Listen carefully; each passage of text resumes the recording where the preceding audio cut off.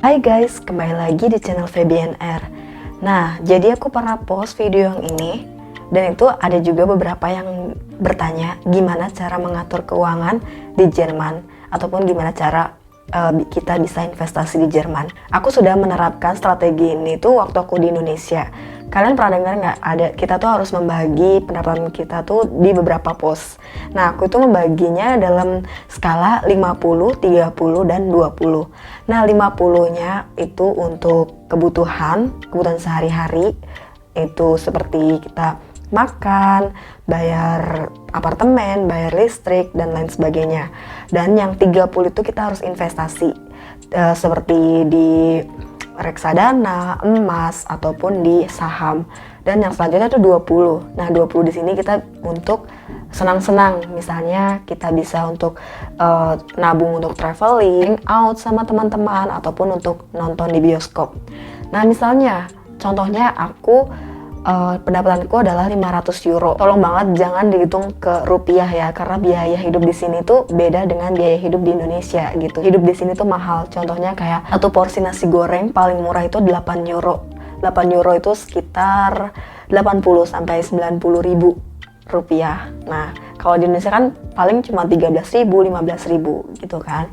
Nah, jadi 500 euro di sini karena kebetulan aku saat ini tuh sedang melaksanakan program BFD yang dimana aku nggak perlu membayar apartemen, listrik, asuransi, dan juga makan. Tapi tetap aja ya, maksudnya aku juga makan juga nggak selalu yang ada di rumah sakit gitu, ataupun yang ada di kantin, yang disediakan di kantin di rumah sakit gitu. Kadang aku juga pengen masak, ataupun aku pengen makan keluar.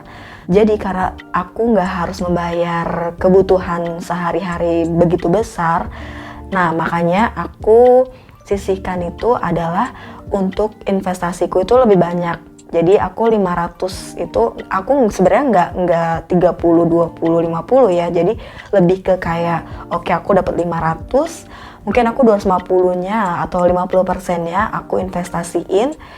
Terus yang 100-nya itu aku tabung, dan yang 150-nya itu untuk aku bisa, misalnya aku pun butuh belanja, kayak aku butuh buah-buahan, aku butuh obat-obatan atau dan lain sebagainya.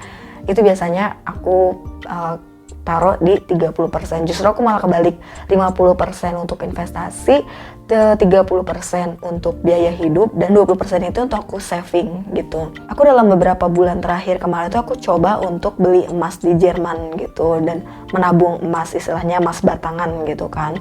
Karena sebelumnya aku udah riset, aku udah tanya-tanya juga langsung, kalau misalnya kita beli perhiasan di sini tuh gimana sih, apakah bisa dijual lagi atau enggak. Nah, itu tetap bisa, tapi jumlahnya itu sangat menurun drastis.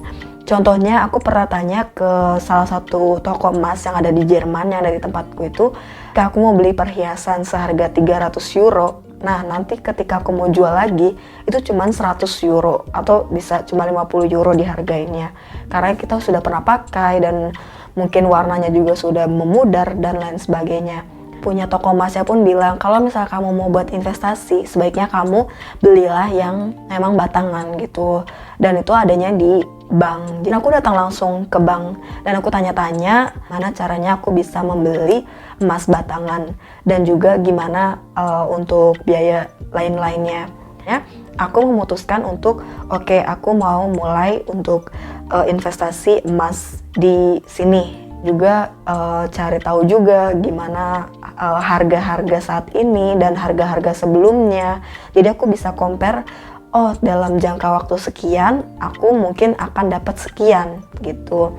Dan yang paling penting lagi adalah kalian harus punya tujuan investasi kalian. Mungkin aku pun belum 100% perfect gitu, karena kadang aku pun kayak masih pengen jalan-jalan, masih pengen makan di luar, terutama ketika aku pengen makan makanan Indonesia, pasti itu jauh lebih mahal dari masakan sini. Jadi aku mengantisipasinya adalah aku punya 3 rekening bank, yang dimana satu rekening untuk investasi, satu rekening untuk aku nabung untuk jalan-jalan dan senang-senang lah, istilahnya shopping dan lain sebagainya, dan satu rekening itu untuk kebutuhan sehari-hariku. Tapi kadang juga ada aja yang aku harus membayar lebih untuk kebutuhanku. Nah, biasanya aku itu pinjam di salah satu dari kedua ATM-ku atau kedua bankku. Dan nanti bulan depan itu aku akan ganti dari ATM yang pertamaku. Jadi itu caranya aku bisa konsisten untuk tetap berada di dalam pos-pos yang memang aku sudah buat gitu. Dan awalnya memang sangat sulit ya, karena itu semua tidak cukup istilahnya, kayak apalagi sekarang saat ini sudah apa-apa sudah mahal dan lain sebagainya. Dan itu pun yang bikin aku untuk bisa manajemen keuanganku dengan baik. Oh, itu dia video kali ini. Dan kalau misalnya kalian punya pengalaman yang lebih baik dari aku, kalian bisa sharing di bawah. Atau kalian masih punya pertanyaan, kritik, saran, kalian bisa komen di bawah langsung, atau di Instagram atau di TikTokku. Sekian video kali ini. Kalau kalian suka kalian bisa like, kalian gak suka kalian bisa dislike, dan jangan lupa untuk subscribe, nyalakan juga loncengnya. Jadi kalau misalnya aku upload video baru, mungkin kalian juga bisa terbantu dengan video-video yang aku buat. So, sampai ketemu di video selanjutnya, dan ciao.